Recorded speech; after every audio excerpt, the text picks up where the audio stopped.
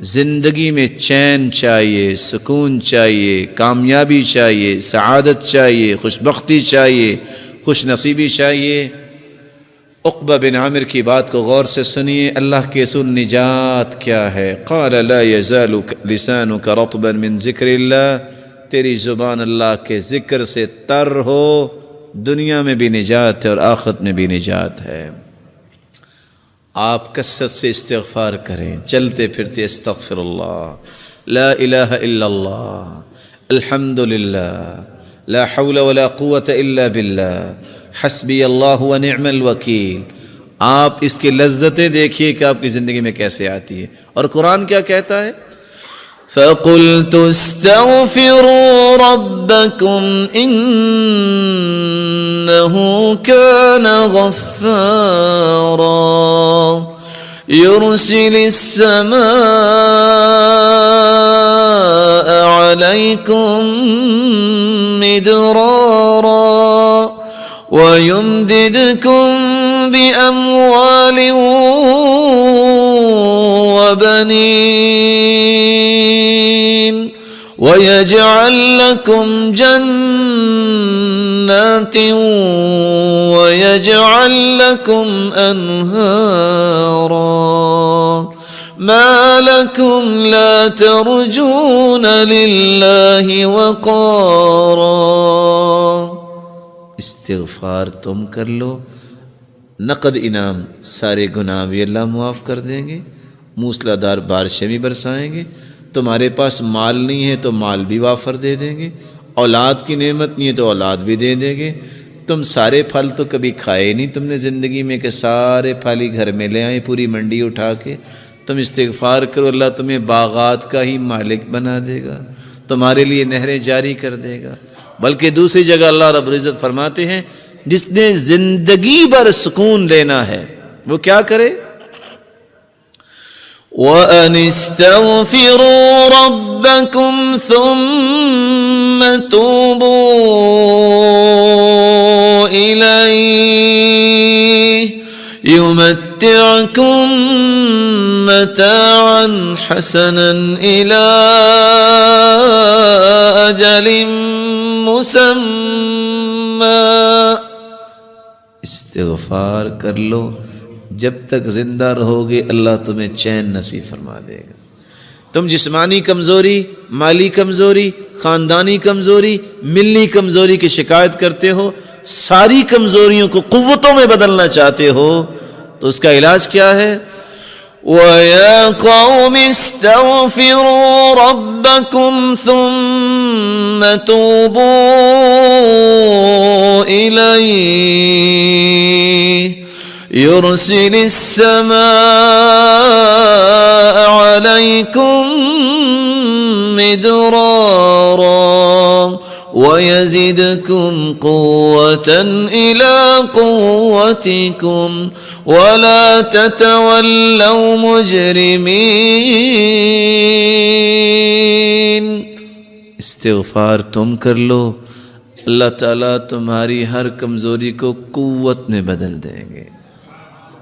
امام احمد بن حنبل رحمۃ اللہ علیہ گھر سے نکلے، مسجد پہنچے، کہتے ہیں کہ لیٹ ہو گیا ہوں، مسجد والے سے کہا مجھے کچھ آرام کا موقع دے دیجیے، کہا نہیں ہمارا نظام ہے، یہاں نہیں کچھ ہو سکتا، جیسے آج بھی بڑے بڑے نظام دنیا میں موجود ہیں۔ کہا چلو مجھے کچھ یہاں انتظار کا موقع دے دو۔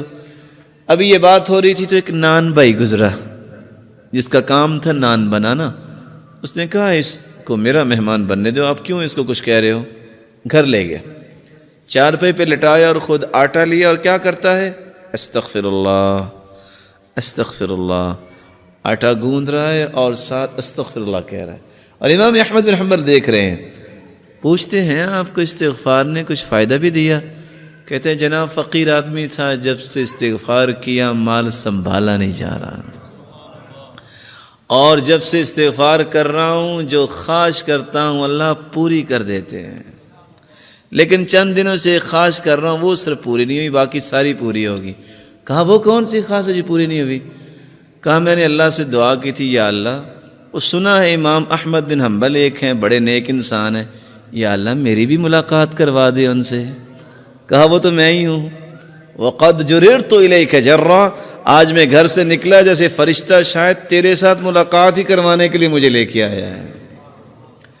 مَنْ لَزِمَ الْإِسْتِغْفَارَ جَعَلَ اللَّهُ لَهُ مِنْ كُلِّ هَمٍّ فَرَجًا وَمِنْ كُلِّ ضِيقٍ مَخْرَجًا وَرَزَقَهُ مِنْ حَيْثُ لَا يَحْتَسِبُ. جو کثرت سے استغفار کرتا ہے اللہ تعالیٰ اس کی تنگی کو آسانی بنا دیتے ہیں، اللہ تعالیٰ اس کی مصیبت کو خوشی بنا دیتے ہیں، اور وہاں سے رزق عطا کرتے ہیں جہاں سے اس کو کبھی گمان نہیں ہوا. اللہ کا ذکر یہ 5واں اصول ہے کامیاب زندگی گزارنے کے لیے، اور کثرت سے درود پڑھنا. اللہم صلی علی محمد وعلی آل محمد کما صلیت علی ابراہیم وعلی آل ابراہیم انک حمید مجید. اللہم بارک علی محمد وعلی آل محمد کما بارکت علی ابراہیم وعلی آل ابراہیم انک حمید مجید. من صلی من امتک صلاة واحدہ، ایک مرتبہ جو درود پڑھتا ہے، انعام کتنے ہیں؟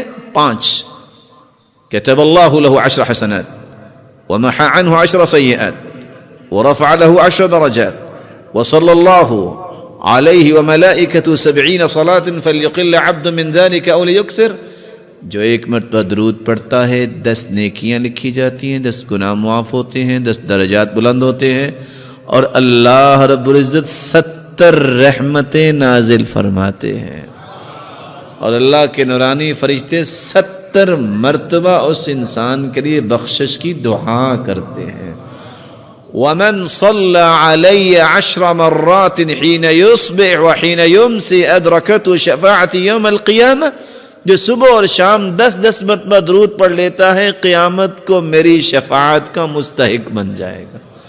اور اللہ کے رسول کے صحابی نے پوچھا میں دعا کتنی کروں اور میں کتنا درود پڑھوں؟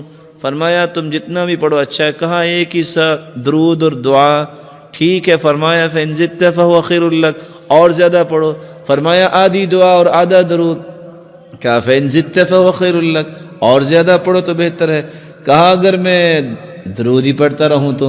فرمایا اِذًا تُكْفَى هَمُّكَ وَيُغْفَرُ لَكَ ذَنبُكَ، تیرے زندگی کے گناہ بھی سارے معاف ہو جائیں گے اور پوری زندگی کے غم بھی اللہ دور فرما دیں گے.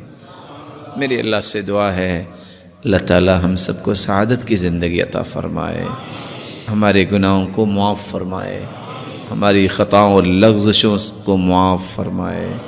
اللہ رب العزت جو صاحب اولاد ہیں ان کی اولاد کو نیک بنا، دست و بازو بنا، آنکھوں کی ٹھنڈک بنا، صدقہ جاریہ بنا. الہ العالمین جو کسی بھی مصیبت میں ان کی مصیبت کو خوشیاں بنا دے، کسی تنگی میں ان کی تنگی کو آسانیاں بنا دے. جو روحانی یا جسمانی بیمار ہیں ان کی بیماریوں کو شفاؤں میں بدل دے. الہ العالمین بے اولاد کی جھولیوں کو بھی بارونق بنا دے. الہ العالمین صاحب مال کے مال میں برکت فرما اور تقوی نصیب فرما، اور فتنوں اور آزمائشوں سے بچا، اور بے روزگار کو تونگر بنا دے، اور مقروض کے غیبی خزانوں سے مدد فرما. الہ العالمین جس طرح تیرے گھر میں آج جمع ہیں ہم سب کو جنت الفردوس میں جمع فرما، اپنے محبوب کی رفاقت نصیب فرما، اور اپنے دیدار کا مستحق بنا. وآخر دعوانا الحمد للہ رب العالمین.